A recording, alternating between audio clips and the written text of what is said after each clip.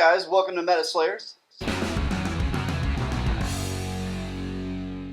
What meta are we slaying today, Jay? Death Guard, baby. Oh man, the topics and the discussions surrounding Death Guard lately have been insane. Now, as you well know, I am an avid Death Guard player, and you have been playing Death Guard for... about 10 years. 10 years. Between Nurgle, yeah, well, we're going to blanket everything in. We don't need to stumble across that. But yeah, so 5 preview releases from Warhammer community up to date right now.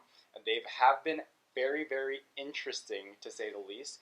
And a topic of discussion for a lot of controversy, I would say. Tons.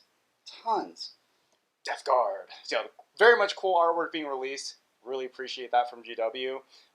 But, serves nicely as a poster background for our subject matter.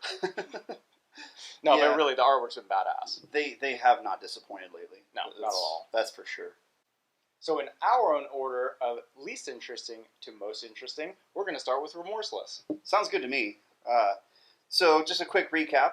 As you can see on the screen, each time a combat attrition test is taken for this unit, ignore any and or all modifiers.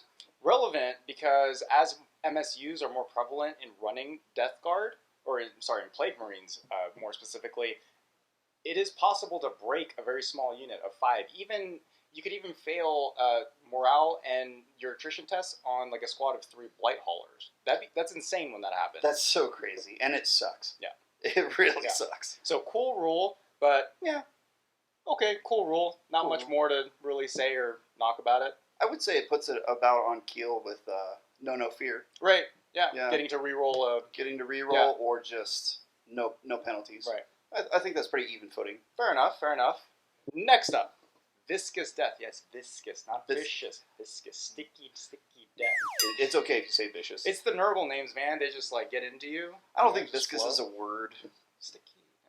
Yes. So each time you roll the number, or roll to determine the number of attacks made with this weapon, you can re-roll the result. Not bad.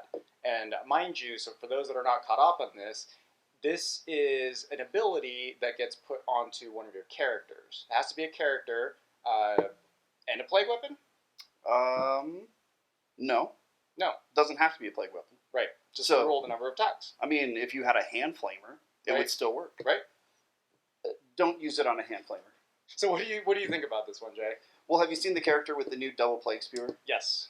Yes. The Lord of Viscosity? No, Virulence. Virulence. Yeah, just- Viscosity. I love viscous. Yeah, it's a fun word. Anyways. Bleep. Nah, keep it in. So, 2d6 attacks, Mhm. and it's plague spewer. Mhm. Rerolling 2d6 attacks can be massive. Yes. Can also bite you in the ass. Right. Just like the Foul Blight Spawn, for instance, with his weapon, having that reroll for just that 1 CP alone to reroll, or to roll an extra dice, and pick the highest on both the strength and the number of shots has proven extremely relevant in at least all of my games recently. So good. So, yeah, this one's really good. Inexorable Advance. You guys are going to mess up that word. So don't give each other a hard time. That you're going to mess it up. This unit counts as remaining stationary if it did not fall back or advance in the previous movement phase. You don't see yourself falling back or advancing very much as Death Guard anyway, so it doesn't hurt. If it has the vehicle keyword, it does not suffer the penalty incurred to its hit rolls for firing heavy weapons at enemy units that are within engagement range of it.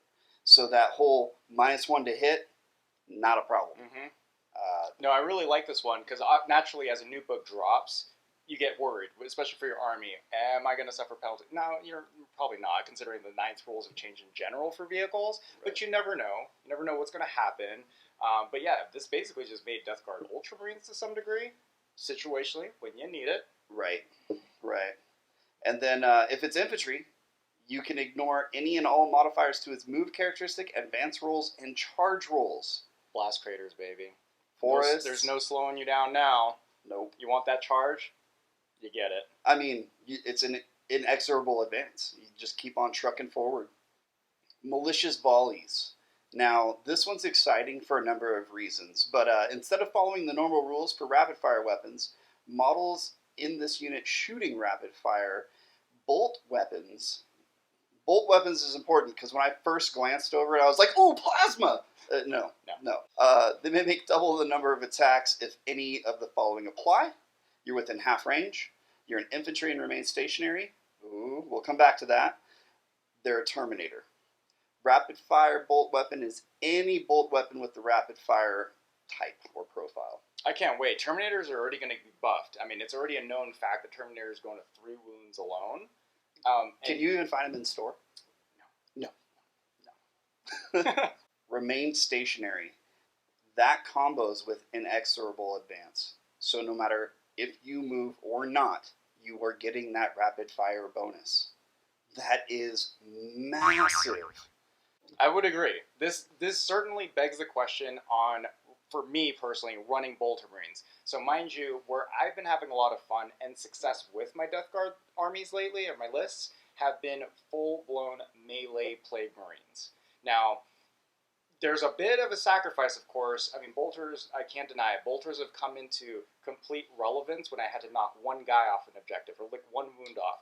But there's a lot of ifs that go around that. My biggest issues with bolt guns on Plague Marines have been the lack of AP. Sure. I know you have different thoughts on this. I don't mind no AP. I mean, what? Harlequins are amazing now. True. AP doesn't matter. True. Xenos are coming up on the rise. You're seeing them a little bit more. Crap saves. 4 up, 5 up, whatever. AP doesn't matter. Fair enough. The only thing that you have to worry about is your brothers in blue Imperial counterpart Marines. But we have other tools to deal with them. So I think a stock standard bolt gun, it has been the yardstick since the beginning of the game. It will always be the yardstick. Why change it? Why get it mad? Interesting that you mentioned the brothers in blue. Also, I play them too. But also, turns 2 and 3 in Tactical Doctrine, very similar strategies going on here. And that's one difference that I've noticed when I started playing Ultramarines competitively, where if your doctrine order, or your doctrine by turn order completely dictates how you should be moving along the board. And I think this is going to be one of the biggest things, like between Malicious Volley and Inexorable Advance, between everything that we've been leaking or been seeing and being previewed lately, it's changing the way about how Death Guard should be moving along the board. Now, a lot of people definitely have already caught up onto this, that Death Guard should be in your face as fast as possible. Absolutely. I don't think they should be just sitting, dying, maybe rolling some 5s. Right? But no, like this is dictating, and I'm very excited about how much this is pushing a different play style for Death Guard as a whole. Absolutely. I mean, just the reintroduction of Plague Marines. We haven't seen that since 4th, 5th edition. You just haven't seen Plague Marines hit the table, especially since Poxwalkers came around. Very true. Early on, pretty much all throughout 8th, as much as I wanted to run Plague Marines, and I'm not saying they were horrible, but the sheer power of multiple detachment and souping with Nurgle demons using Death Guard, there was just no competition in my opinion. I mean, we both ran Epidemia-centric lists between demon engines buffing it, whether it wasn't Blight Haulers in 8th, let's be honest. No, whether not so much. Whether it was the Blowtrones or it was Morty, it was a very Nurgle demon-centric list versus Death Guard. Plague Marines, they were just too expensive. Now it's like every list I'm building now in 9th, it's like, how can I squeeze in more units of Plague Marines? That's super exciting. More! And it comes back to bolt guns. Yes. Well, knives in my case. But sure. Yes. And a couple of flails. Right. Oh, yes. Always. Never leave home without your flails. Now, the Contagions of Nurgle and all the abilities that surround around this, I am very excited for this. Because, as we know, Mortarion, didn't mean to disrespect his name at all, but when he gets up into your enemy's front line, back line, your enemy's mom's line. Yeah, keep it PC here, PG. PG, PC, G? No, we're definitely not G. Not G. Yeah, we're far from G. No. Yeah. But the Contagions of Nurgle, or at least the ability that surrounds this, you remember when Morty, in current edition or previous edition, current stat sheet, previous edition. Right. Okay. When he gets in there and starts debuffing everything around him by within 7 inches by -1 toughness, that was huge. Massive. Yeah, basically, what don't you wound wound on 2s. Well, there's quite a few things. But you just get excited when you start wounding everything on 2s, re-rolling everything, because he's Mortarion. Now, there's a couple things that have to be factored in to strategically using this, in my opinion, where, sure, and we'll touch on the terrain piece that was also released, but again, this supports kind of what we were saying earlier on in the video about you should be pushing your entire army up the board.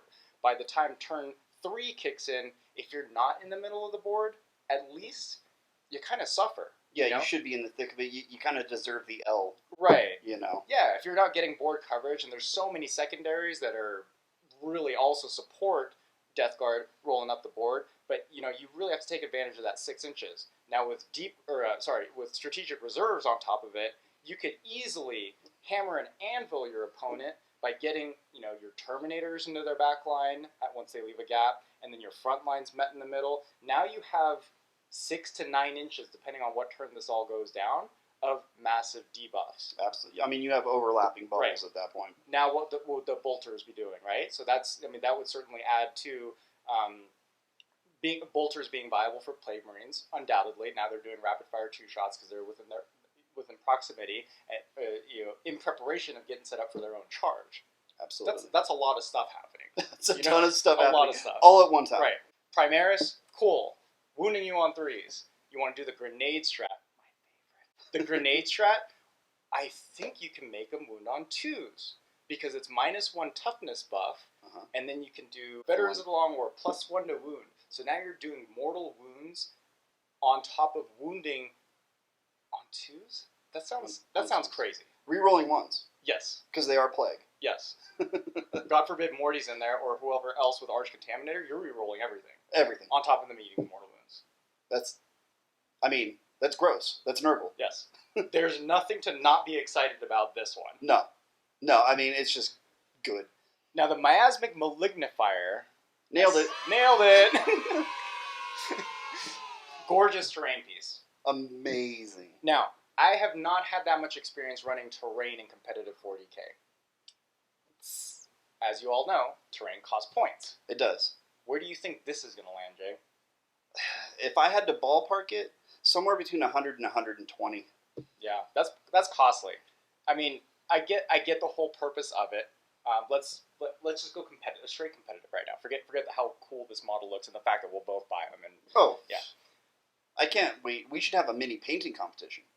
Yes, we should. I can't really justify this, even if it were at 50 points. I'm not sure, because by the time this becomes viable, because you do have to deploy it 12 inches, according to the leaks, you have to deploy it 12 inches outside of your enemy's territory. Right. So you're banking on a few things here. That's assuming that you're not going to have center board control, or at least a substantial amount of troops down the center, and then you're also banking on your opponent going towards the center battlefield, and that you have enough firepower to get and benefit from these buffs. What you need to think about, though, and this is important, is the line of sight blocking. Not only that, but you don't have to put it center line. You're gonna have characters, you're gonna have other models that are omitting that bubble. So you can actually put it off to one side during deployment and funnel, and that way it kind of makes a choke point. Now, admittedly, it's a large choke point. It's not very great, but it is something to help corral the enemy deployment strategy. And you can actually prep for that, and then you come in with a game plan already. It still doesn't justify 100, 120 points. My upper bound's probably about 75. I like that idea of just having a terrain piece. Now, we also play a lot of Sigmar. With those army factions, you get a free terrain piece. That's just like it's innately built into your army. But once you start having to pay a tax or a premium on it, it's got to pay off. Now we're talking the difference of, do you want another 5-man squad of Plague Marines, or do you want the Miasmic Malignant? If it's low enough points, we're talking 50, 75. It's only, 2.5% of your total points? Sure. Is that going to debuff your enemy more than 2.5% of their army? If you can nail them and get them stuck in on like an important objective or something like that, yeah, it can really make up its points quickly. I can see that. If you can use it to strategically deny your opponent for points, for instance, or you can funnel them in somewhere, like I said. But again, it comes down to the points. It does. It really is it worth it, right? Right. My upper bounds is absolutely 75. I will not pay a point more. Now, something that I do with my Orc Mech workshop, another terrain piece that does cost points, I put it on the table, and we set it up as normal terrain that's just Orky. Maybe we call it ruins, maybe we call it a crater. It doesn't really matter what rules we give it. It's just a neat piece. We could do that with this. Oh, absolutely. No one's going to complain seeing this on the board. Well, some future opponents to Death Guard might be offended. But now, this next talking point, this is single-handedly the reason why I'm quitting Death Guard. Wow! Hot take.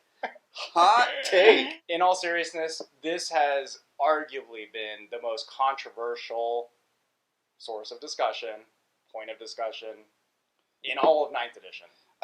Easily. You can't find a Death Guard related thread anywhere, Facebook, Reddit, Instagram, that doesn't at least touch and have an argument on Disgustingly Resilient. Yes. Now, we're not here to argue both points of this, but we're just going to free flow this, okay? Just as Jay and I would normally talk about it, because I think we're friends, I guess. The old Disgustingly Resilient is gone, simply put.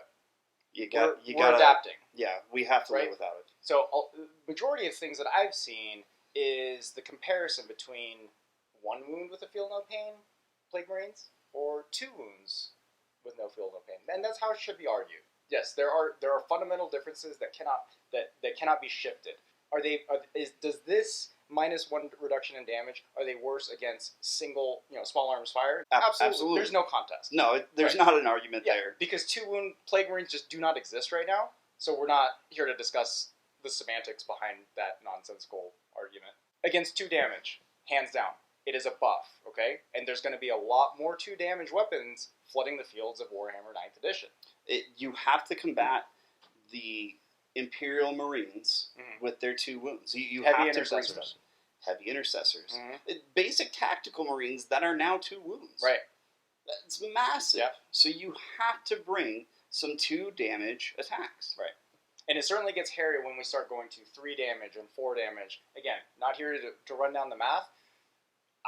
As it stands right now, I can't say this is a buff or a nerf. I'm undecided as far as how this goes. However, I see the potential. I really, really see the potential on how we can build armies going into 9th edition. But, I mean, it's a cop-out to say, but we need to see the rest of the 80% of the book. I'm not going to say what side of the fence that I was on, because it doesn't matter. Old DR is out. New DR is in. How do we work with this to maximize its value? No one cares about Feel No Pain. It's gone. Deal with it. Right. There's going to be, even GW said that there's going to be ways to give out Feel No Pain. So keep in mind, you can only get 1 Feel No Pain roll anyway. Yeah, and I don't think there's any argument to that. I mean, usually when GW takes time to make, a public response or whatnot, they're not pulling it out of nowhere. There's credibility to this, that there's got to be some ways, because now we have the Plague Surgeon that needs to be reworked, and there's also Psychic Awakening stratagems and relics that buff Feel No Pain as well. So It's inevitable. However, where my official stance on this one is, I am really looking forward to it. As a competitive player, you want the reliability more times than not. With Discussing the Resilient, as it stands currently, sure, I could have an invincible army as long as I keep rolling 5s. But that's not the case. Sounds pretty good. It comes up quite frequently is like, ooh, maybe I'll move my unit to here because he should be able to tank it with Feel No Pains. Now, you can actually calculate it in advance and say, there's that many multi-melter shots on that side, we're outside of distance, I'm only going to take X amount of wounds, assuming I don't make the saves, and assuming I'm not running the Poxmonger Demon Engine save buff. Okay, so there's a lot of factors that go into it. It depends on what play company you're going to run. It depends on how you build your army. It depends on how you build your list. It depends on what kind of character support you have. Sure, we lost resilience to mortal wounds. Understandable. And it does sting. But in the current meta, which we are trying to slay, you're not going to find a lot of mortal wound output anymore. That is going away. There's less psychers on the field. People are trying to push for things like Tigerius, and I understand Mortarion himself is going to be a real powerful psyker, being able to cast 2 spells, but they are more vulnerable to mortal wounds now, and that does hurt. But you're still not seeing that much mortal wound output anymore, not compared to where we were in 8th edition, where there's mortal wound damage just everywhere. The mirror match with the grenades, sure. Oh man, I just thought of something. What's that? Haywire bikes. Oh, haywire bikes are going to be sucky. Harlequins is a completely different subject matter, I mean, which we're both excited about, but man, haywire bikes, they're going to be even better. But we're talking about Death Guard right now. We're not talking about Harlequins. Ooh, Harlequins. And all the Harlequin players around the globe just got excited. Yeah, because they weren't, the top tier already. We don't have disgusting or resilient in the old fashioned, so you gotta write it off. Right. But the 2 damage attacks coming off the Harlequins, they're now 1 damage attacks. Right. So you just guaranteed rolled a 5-up on one of those damage. But predictable, right? Absolutely. You could have tanked all the mortal wounds. Right. But unpredictable. So I do like this mechanic in general, and a lot of the mechanics that I've been noticing as like books get released in 9th edition, where it's taking a lot of the cumbersome dynamics out of the game. Like sitting there rolling and figuring out this unit dying. I mean, come on, you guys have done this. Roll 1 dice, roll 1 dice, roll 1 dice. Sometimes he survives, sometimes he doesn't. Yeah. It eliminates a lot of confusion. Don't get me wrong. I appreciate that, and sometimes the win or loss can hinge on that. Sure. But it's unreliable, right? Now you just. Do you really want to win a game just because you rolled more 5s than your opponent rolled 4s? Oh, that's how I win all my Death Guard games. No, but all kidding aside, had this mechanic been in place for my last competitive 40k game, I would have made a lot of different moves, knowing that I'm safe. Back to the placement portion, knowing that I was safe here, knowing that this was a complete throwaway unit, knowing that just being able to calculate, it definitely going to speed up the game from what I'm seeing. But we shall see. There's a lot of book to be released, and as far as the synergies behind everything, so that's pretty much the moral to, I would say, these 5 leaks is hold off, wait before judgment. And what we see so far is really good. There's nothing horrible so far. Stop arguing about stuff that doesn't matter and take a look at the positives. And my God, the good of the good way outweighs the bad of the bad. Should we time capsule that? But bam, time capsule, baby. What's the date today? Something 2020. Now, Morty deserves an entire segment on his own. Now, his data sheet has been released. Yes, he got some buffs. Yes, he has some question marks that surround it.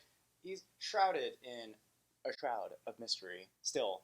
But yes, recap-wise, he got an increased toughness, he got 1 extra attack, lost Death of the False Emperor, which seems to be a sign of what's going to happen with the entire Death Guard Codex.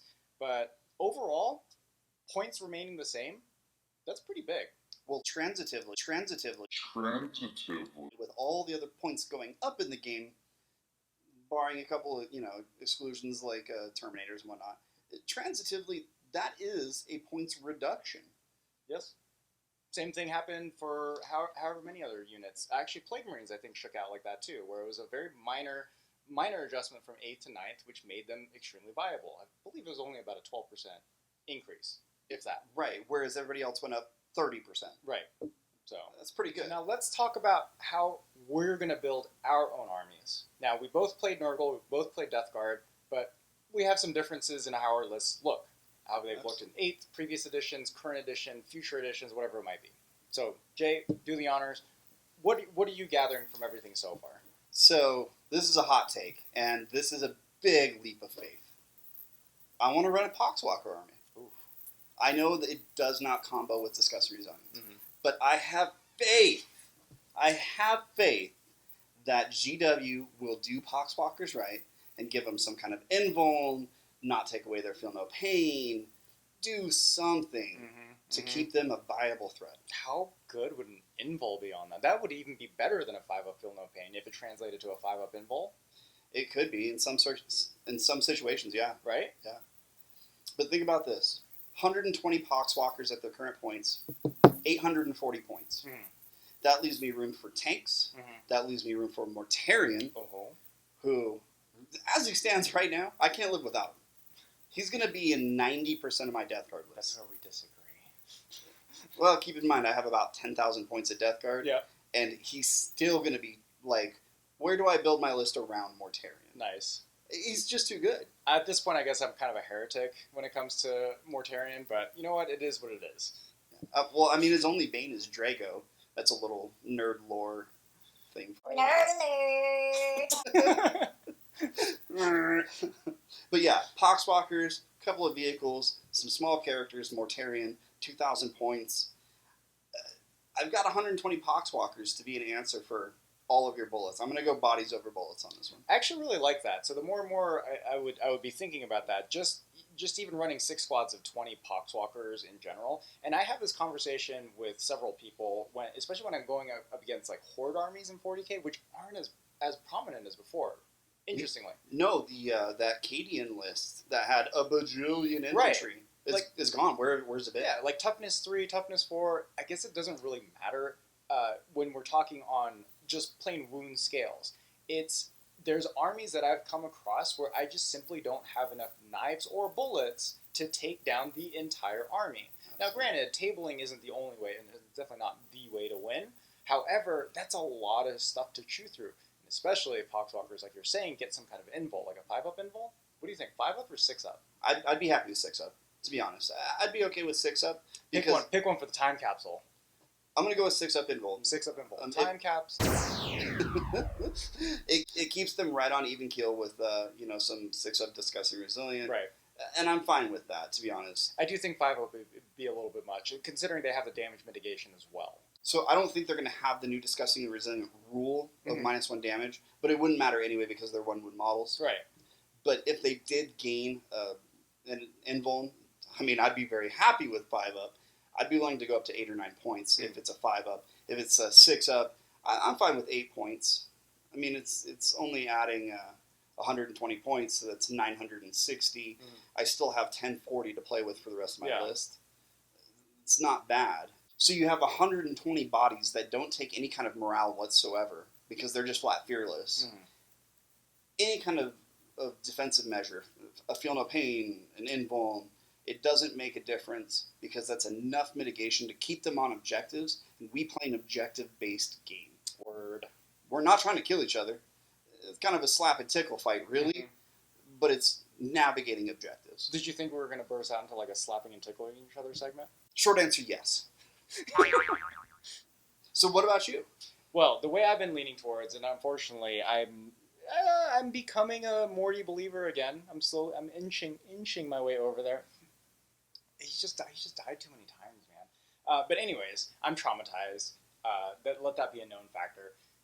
Where I'm leaning towards is as many light haulers, entropy tanks, and plague marines to support it. Sure. The current list and the style that I've been playing in 9th edition only gets buffed by these changes as of recent. I don't know. Just blight haulers in general, if they don't get a points increase, I'm gonna be worried that people are gonna call them quote unquote OP. 2 melta shots each right now, D6 plus 2 at half range, and the assault spitter, and the missile launcher. I'm going to say less OP and more auto take or auto include. Fair enough. Because they're absolutely, at 300 points a squad, they're an auto take. Well, I mean, hell, they'd be in my Poxwalker list. Right. They're just too good not to. Melta, rocket launcher, right. You had me there. Yeah. And I'm a big fan I've been a big fan of Poxmonger's play company, just for the relic alone, naturally. The heal CP has not come into place, or stratagem has not come into place too many times, just because it has to occur in melee. But yeah, that's a story for another day. Also good for Morty. Yeah, yes, also good for Morty. However, where I'm really banking on the strategy behind my list moving forward is on the triple entropy cannon tanks. Sure. I absolutely wanted to run them before, but I could not live with a 4-up ballistic skill. That's number one, but that's been fixed. That's been fixed. Now, while we stand, we fight, that might not be an auto take for me anymore, depending on how the rest of the Codex shakes out. Because removing a toughness 8 tank with 12 wounds, as it stands currently, it's next to impossible, including a 4-up invul. So what does While We Stand We Fight do? So not everybody knows that. Like that's true. That's true. So you would have to if you have the same models in the same unit that is your highest points cost that survives by the end of the game, you can pick the model. So basically, what you would do is counteract, and you have to spend 1 CP to give one tank the entropy aura. So you pick that, and then you pick separately your While We Stand We Fight as a different model. So now your opponent has 2 targets that they have to deal with. Absolutely. So I'm unsure about that based on the changes discussed in the Resilient in general. Sure. So we'll have to see how that shakes out. But yeah, if I could fit it, it's not going to be able to fit. That's the problem. I want to run 2 squads of 3 Blight Haulers, 3 Plate Burst Crawlers, max out 2 to 3 10-man squads of Plague Marines, and then all the character support to go with it. Yeah, and I'd hate to be the party pooper, but predictively, the Plague Burst Crawlers, they're going to go up. Yeah, and the Blight Haulers. And the Blight Probably Haulers. the Plague Marines. Let's hope no. I mean, fingers crossed. It's inevitable. We just have to pivot. As a Death Guard player, if you're watching as a Death Guard player, we just have to pivot right now. There's a lot of cool stuff in here. These are just 2 examples of how some experienced Death Guard players would build lists. But this is just the beginning. This is only the beginning. Yeah, we've only seen, like 20% of the book, right? If that. Yeah. I mean, we have a host of psychic powers. Yeah. I'm really excited for psychic powers. Most definitely. Yeah.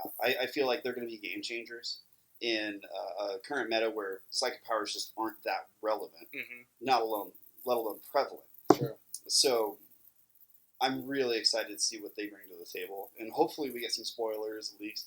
Even if I just get to see half of them before the book drops, I'm going to be pretty happy. Yeah, that'd be substantial. But on that note, thanks for watching. Yeah. Keep slaying the meta. Fight for what you think is right, and we'll see you next time. Like, comment, share, subscribe.